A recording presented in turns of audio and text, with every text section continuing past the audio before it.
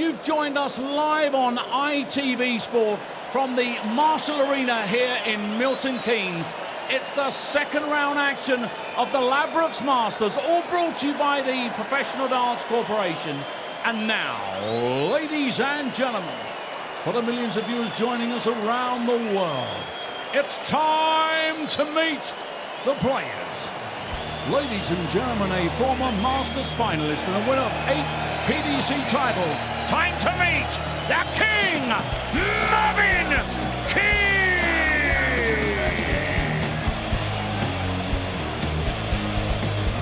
Bow down to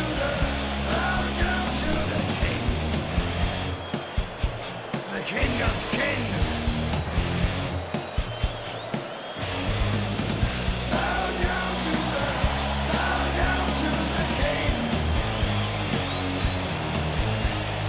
And now, ladies and gentlemen, the former European champion, the winner of the World Match Play, and the former champion of the world voltage, Rob Cross!